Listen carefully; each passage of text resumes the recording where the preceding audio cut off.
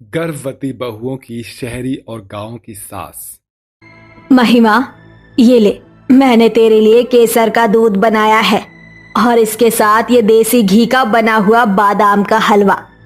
जल्दी से इसे खा ले। रोहिणी बहू, ये ले, मैंने तेरे लिए भी बनाया है, जल्दी से इसे तुम दोनों खा लो।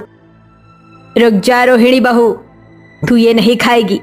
अरे तुम तो ठहरी गांव की गवार, मेरी बहू को ये उल्टी सीधी चीज देने की हिम्मत कैसे हुई? भाभी, देसी घी का खाना तो माँ और उसके आने वाले बच्चे की सेहत के लिए बहुत अच्छा होता है। इससे बच्चा बिल्कुल तंदुरुस्त पैदा होता है। ये सारी चोचलेबाजी मेरी बहू के साथ करने की कोई जरूरत नहीं है। अपना ये गांव का गवारपन अपनी बहू के साथ कर, समझी? लेकिन माँ जी, मेरा बादाम का हलवा खाने का बहुत मन हो रहा है, प्लीज मुझे खाने दो ना।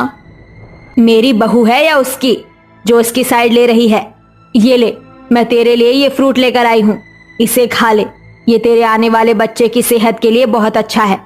माँ जी, मैं रोज रोज फ्रूट खाकर थक चुकी हूँ, मुझे कुछ और खाना है, प्लीज मुझे हलवा खाने दो ना। एक बार में समझ नहीं आता क्या कहा? मैंने कहा ना, ये फ्रूट्स खा वरना भूखी रह, समझी? सुजाता की बात सुनकर रोहिणी उदास हो जाती है और उठकर अपने कमरे में चली जाती है। सुजाता शहर की एक पढ़ी लिखी औरत होती है और वहीं संगीता गांव में रहने वाली होती है। शुरू से ही संगीता के गांव में होने की वजह से सुजाता हमेशा उसे ताना देती है। आज इतने सालों के बाद भी सुजाता अपनी आदतों से बाज नहीं आती है। सुजाता और संगीता की दोनों बहुएं गर्भवती होती है। संगीता अपनी बहू महिमा का बिल्कुल गाँव और देसी तरीके से ख्याल रखती है, उसे तरह तरह की घी में बनी हुई चीजें खिलाती है। लेकिन वहीं सुजाता अपनी बहू रोहिणी को कुछ भी घी का खाने नहीं देती है और उससे जिम करवाती है। बस माँ जी, और नहीं, अब ताकत नहीं बची है शरीर में, जिम नहीं कर सकती, प्लीज। अरे बहू, जिम करने से तू भी फिट रहेगी और तेरा आने वाला बच्चा भी, बस थोड़ी देर और कर ले। सच में हिम्मत नहीं है माँ जी। कहा ना थोड़ी देर और कर ले। सुजाता के बार बार जबरदस्ती करने पर रोहिणी को मजबूरन जिम करना पड़ता है। जिम करने की वजह से रोहिणी की हालत खराब हो जाती है, लेकिन सुजाता को इससे रत्ती भर भी फर्क नहीं पड़ता। जिसके बाद रोहिणी और सुजाता वापस अपने घर चले जाते हैं। घर जाने के बाद रोहिणी देखती है कि संगीता महिमा का इतना ख्याल रख रही है और वो उसे जिम की बजाय घर में ही योगा करवाती है, जिससे महिमा को कोई परेशानी नहीं होती। माँ जी, देखिए ना कैसे चाची सास महिमा का कैसे ख्याल रख रही हैं। क्यों ना मैं भी घर में योगा करना शुरू कर दूं? इससे मेरा बच्चा भी ठीक रहेगा और मुझे कोई परेशानी भी नहीं होगी। ये तो सब गांव के तौर तरीके हैं, इसे नहीं पता कि महिमा और इसके आने वाले बच्चे पर इसका कितना खराब असर पड़ेगा। तू आराम से जिम कर, शहर की सभी प्रेग्नेंट औरतें जिम ही करती है। सुजाता शहर के तौर तरीके में इतनी ज्यादा अंधी हो चुकी थी कि उसे जरा भी रोहिणी की तकलीफ नहीं दिखाई देती थी।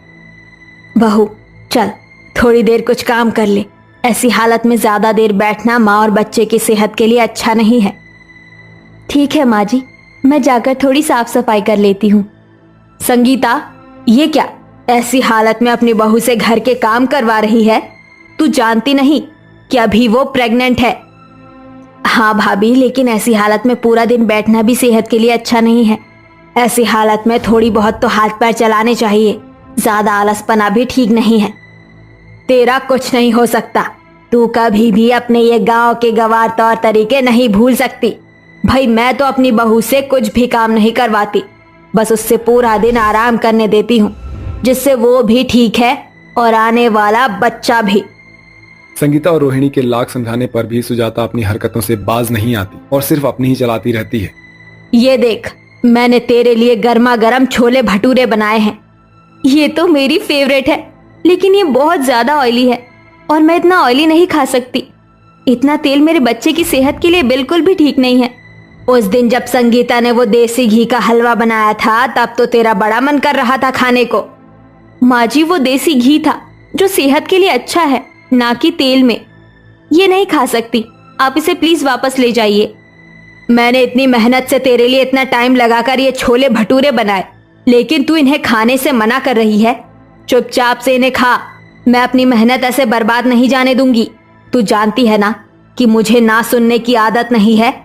ना सुनने की आदत की वजह से मैं अपने बच्चे की सेहत के साथ और खिलवाड़ नहीं कर सकती।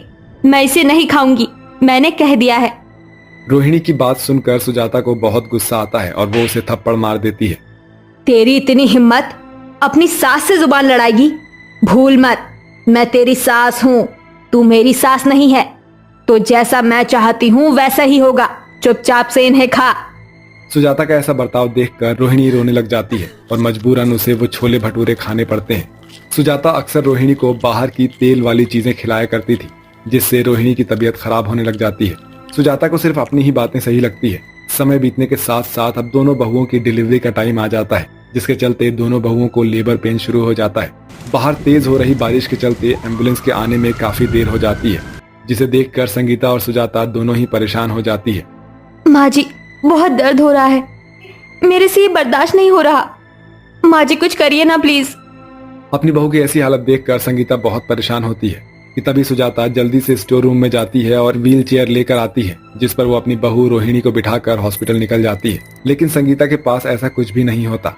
अब संगीता से अपनी बहू का दर्द देखा नहीं जाता, इसलिए संगीता अपनी बहू को अपनी पीठ पर उठाती है और बारिश में भीगती हुई हॉस्पिटल निकल जाती है। हॉस्पिटल में सभी लोग संगीता और महिमा को ही देख रहे होते हैं, जिसके बाद जल्दी से डॉक्टर आते हैं और दोनों बहुओं को डिलीवरी के लिए ले जाते हैं। कुछ ही देर में दोनों बहुओं की डिलीवरी हो जाती है और दोनों ही बच्चों को जन्म देती है। संगीता जी, आपकी बहू और उनका बच्चा दोनों ही ठीक है। आप चाहें तो उनसे जाकर मिल सकती हैं। लेकिन सुजाता जी, आपकी तो ना ही बहू ठीक है और ना ही उनका बच्चा। दोनों काफी कमजोर हैं और बच्चा काफी कमजोर पैदा हुआ है, इसलिए उनके बच्चे को हमने कुछ दिनों के लिए ऑब्जर्वेशन में रखा है। और आपकी बहू की हालत भी काफी नाजुक है। लगता है प्रेगनेंसी के टाइम में आपने उनका कुछ खास ख्याल नहीं रखा है, हाँ, जिसके चलते उन्हें आज ये सारी परेशानियों का सामना करना पड़ रहा है। डॉक्टर की बात सुनकर सुजाता की आंखों में आंसू आ जाते हैं और उसे अपनी की गई सारी गलतियां याद आ जाती है, जिसके बाद वो अपनी बहू के पास जाती है और उससे माफी मांगती है। बहू, मुझे माफ कर दे। तेरी आज जो भी हालत है वो सिर्फ मेरी वजह से है। मेरी वजह से ही तेरा बच्चा ऑब्जर्वेशन में है। काश मैं तेरी और संगीता की बात मान लेती तो आज ऐसा कुछ भी नहीं होता। प्लीज मुझे माफ कर दे। प्लीज माँ जी, रोइए मत। मैं आपकी आंखों में आंसू नहीं देख सकती। जो होना था सो हो गया। डॉक्टर ने कहा है ऑब्जर्वेशन में रखने के बाद मेरा बच्चा ठीक हो जाएगा। हाँ बहू, घबराने की कोई बात नहीं है। रोहिणी के बच्चे का बिल्कुल अच्छे से ध्यान रखूंगी। फिर देखना तुम, कुछ ही महीनों में तुम्हारा पोता बिल्कुल तंदुरुस्त हो जाएगा। संगीता की बात सुनकर सुजाता बहुत खुश होती है और वो संगीता के गले लग जाती है, जिसके बाद कुछ ही दिनों में रोहिणी और उसके बच्चों को हॉस्पिटल से डिस्चार्ज कर दिया जाता है। रोहिणी और उसके बच्चे के घर में आ जाने के बाद दोनों ही बच्चों का बहुत अच्छे से ध्यान रखती है, जिससे कुछ ही महीनों में रोहिणी का बच्चा बिल्कुल तंदुरुस्त हो जाता है। अब सुजाता भी संगीता के देसी तरीके से अपने पोते का ध्यान रखती है, जिससे दोनों ही बच्चे बिल्कुल स्वस्थ रहते हैं। शारदा देवी अपने चारों बेटों सुमित, राजेश, रोहन और लविश के साथ रहती थी। चारों बेटे शादी के लायक हो चुके थे, इसलिए शारदा देवी बेटों की शादी के लिए रिश्ते ढूंढ रही थीं। पंडित जी, आप तो बस मेरे चारों बेटों के लिए ऐसी लड़कियां ढूंढिए जो कि 36 गुणों से भरी हुई हो और संस्कारी भी। अरे शारदा जी, जैसी बहुओं की डिमांड आप कर रही हैं, वो इस कलयुग के जमाने में कहाँ मिलेंगी। इतने में शारदा के दोनों बेटे लव और रोहन वहाँ आकर कहते हैं, पंडित जी बिल्कुल ठीक कह रहे हैं माँ। और वैसे भी मैंने और लव ने आपकी बहू ढूंढ रखी है। अब वो जमाना गया माँ, जब लड़का लड़की शादी के दिन एक दूसरे को देखते थे। हम तो लव मैरिज ही करेंगे। इन आजकल के बच्चों ने तो जैसे शर्म बेच खाई है। मैंने तुमको कॉलेज पढ़ने के लिए भेजा था, ना कि लव शब्द के लफड़े में पढ़ने को भेजा था। माँ, क्या है? मेरी शादी करवाओ, मेरी शादी करवाओ। अब बंद करो ये टेबल बजाना। तुम दोनों ने छोटे होकर बेशक छैया छैया कर ली, मगर शादी तो पहले तुम्हारे बड़े भाइयों सुमित और राजेश की ही होगी। शारदा अपने दोनों बड़े बेटे की शादी गांव की चंदो और जुगनी से करके उन्हें बहू बनाकर शहर ले आती है। गांव से होने के कारण उनके घर वाले दहेज में उन्हें एक गाय और एक भैंस भी देते हैं। शहर में अपना बड़ा सा ससुराल देखकर चंदो और जुगनी बहुत खुश होती हैं। अरे देख देख चंदो, हमरा ससुराल कितना बड़ा है। अरे ई छोड़ जुगनी, ई सफेद फर्श एकदम चिकनी चमेली जैसन चमक रहा है। इमा तो हमरा चेहरा भी दिखाई देत है। अपनी दोनों बहुओं को गवार हरकतें करता देखकर शारदा कहती है, चंदो, जुगनी बहू, अगर तुम दोनों ने फर्श में मुंह दिखाई कर ली हो तो गृह प्रवेश करके अंदर आ जाओ। चंदो और जुगनी गृह प्रवेश करके अंदर आ जाती हैं उनकी शादी के 1 महीने बाद ही शारदा रोहन और लव की शादी लारा और बॉबी से करके उन्हें घर ले आती है, जहां जुगनी आरती की थाली लिए टशन भरे अंदाज में कहती है, hello how do you do, हम हैं आपकी जेठानी और ई घर की बड़की बहुरिया जुगनी और चंदो फ्रॉम छपरा। जुगनी को अंग्रेजी में टूटा फूटा इंट्रोडक्शन देता देखकर लारा और बॉबी जोर से हंसती हैं।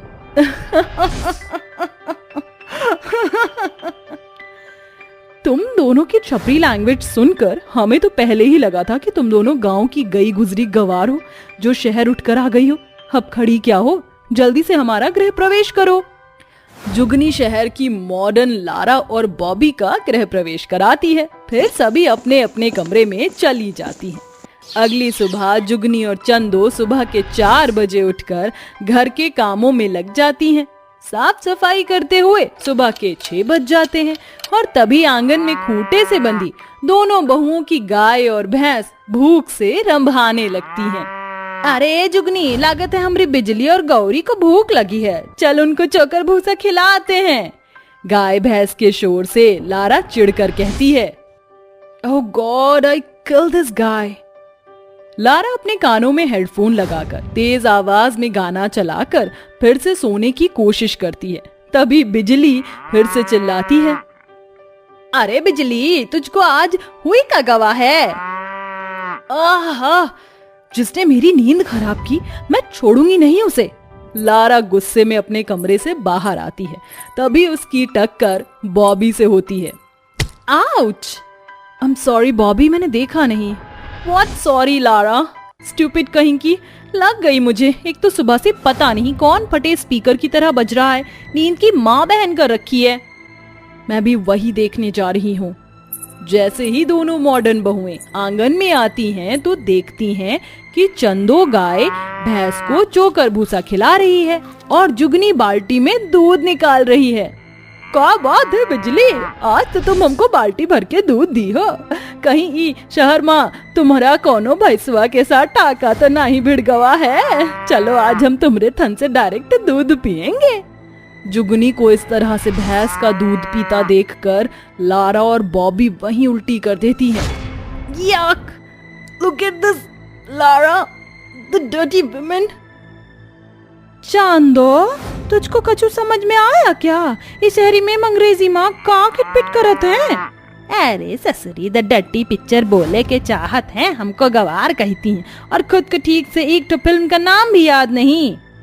हे यू जाहिल गवार, तुम दोनों आपस में क्या खुसर पुसर कर रही हो? कछु नहीं, हमारी शहरी मॉडर्न गोरी मेम, मगर अभी जो आप बोली द डर्टी वुमेनिया, आप शायद डर्टी पिक्चर बोलना चाह रही थी। तुम दोनों जाहिल गवार का कुछ नहीं हो सकता। हम तो इंग्लिश में ये कह रहे थे कि तुम दोनों कितनी गवार और गंदी हो। जिस तरह से तुम इस भूरी भैंस का दूध पी रही थी, एकदम जंगली लग रही थी। और भैंस का नाम बिजली कौन रखता है? काहे नहीं रख सकत है हम अपनी भैंसिया का नाम बिजली? अरे जब तुम लुगाई होकर मर्दों जैसे बाल रख सकती हो और बाबी नाम रख सकती हो, तब कुछ नहीं। अपनी गवार और मॉडर्न बहुओं को ऐसे लड़ता देखकर शारदा उनका झगड़ा छुड़ाती है। अरे क्या बात है बहू रानियों, सुबह सुबह तुम चारों ने घर को मच्छी बाजार क्यों बना रखा है? चंदो बहू, जुगनी बहू, जाओ जाकर चाय पानी बनाओ। ऐसे ही वक्त बीतता है। फिर एक दिन चंदा और जुगनी एक दूसरे के बालों में देसी घी लगा रही होती हैं। तभी लारा और बॉबी वहां आती हैं। क्या बात है, तुम दोनों गवार एक दूसरे का हेड मसाज कर रही हो, मगर ये बदबू कैसी है? अरे ये बदबू नहीं, खुशबू है, सुनकर देखो, हम अपने बालों में घी लगाए हैं। चंदो के बालों में लगे घी से घिन करती हुई लारा कहती है, क्यों जाहिल गवार बहन जी कहेंगी, धूड़ कर अपने बाल। अरे तुम देहाती लोगों का बस चले तो तुम अपने बालों में गोबर भी लगा लो। लारा, अब इन गरीब गंवार बहुओं की इतनी औकात और हैसियत कहाँ जो ये हमारी तरह महंगा सीरम खरीद कर लगाएं। इस तरह से दोनों मॉडर्न घमंडी बहुएं चंदू और जुगनी के गांव से होने के कारण हर बार उन्हें गरीब और गंवार कहकर उनकी बेइज्जती किया करती। ऐसे ही समय गुजरता जाता है। फिर एक दिन लारा अपनी सास से कहती है, मम्मी जी, मुझे कुछ पैसे चाहिए। लारा बहू, मेरा सब कुछ तेरा ही है, मगर तू बता तुझे कितने पैसे चाहिए? यही कुछ लाख 1.5 लाख मम्मी जी। लाख 1.5 लाख, मगर अचानक से इतने पैसे की जरूरत? मम्मी जी आप तो ऐसे चौंक रही हैं जैसे कि मैंने आपसे 1 करोड़ रुपए मांग लिए। ये 1 लाख 2 लाख तो हमारे शॉपिंग का खर्चा है। मैं और बॉबी जो मॉडर्न ड्रेस पहनती हैं वो एक महंगी ड्रेस 50,000 तक की आती है। माफ करना माँ जी, छोटी मुंह बड़ी बात, मगर 50,000 खर्चा करके एक ड्रेस खरीदने का क्या फायदा जब शरीर पर कपड़े भी पूरे ना हो। ये तो लुल्लपंती है।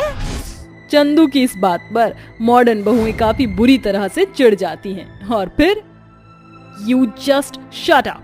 तुम दोनों जाहिल गवारों को क्या पता कि फैशन नाम की भी कोई चीज होती है। बस तुम दोनों तो फुटपाथ की खरीदी हुई 6 मीटर की साड़ी लपेटे रहती हो।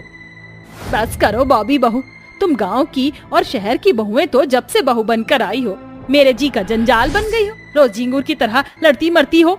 ये लो पैसे, अब खुश? Oh thank you so much mummy जी।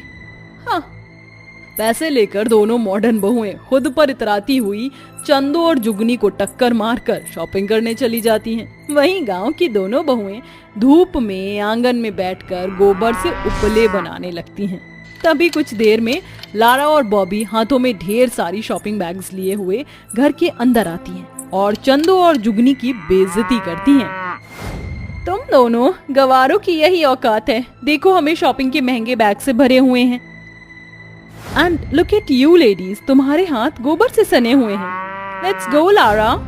जैसे ही बॉबी जाने लगती है तभी उसकी सैंडल की हील उखड़ जाती है और वो गोबर में गिर जाती है। उसे ऐसे देखकर लारा उसका मजाक बनाने लगती है। लुक एट यू बॉबी, तुम कितनी गंदी लग रही हो। स्टॉप लाफिंग लारा, यहाँ आकर मेरी मदद करो। मैं और इस गोबर में आकर तुम्हारी मदद करने के लिए अपनी इतनी महंगी ड्रेस गंदी करूं? नो वे। लारा बॉबी की मदद नहीं करती बल्कि उसे घिन करने लगती है। वहीं चंदो और जुगनी उसे गोबर में से बाहर निकालकर उसके कपड़े साफ करती हैं। अब बॉबी तुम ठीक तो हो? हाँ चंदो भाभी मैं ठीक हूँ। I am so sorry. आज जब मेरी खुद की इंसल्ट हुई तब जाकर मुझे एहसास हुआ कि जब मैं आप दोनों को गरीब गंवार कहकर आपकी बेइज्जती करती होंगी तो आपको कितना बुरा लगता होगा। बॉबी को चंदो और जुगनी से माफी मांगते देखकर लारा को भी गिल्टी फील होता है, जिसके बाद वो भी चंदा और जुगनी से माफी मांग लेती है। अब शारदा देवी की चारों मॉडर्न और गंवार बहुएं एक साथ खुशी खुशी रहने लगती हैं।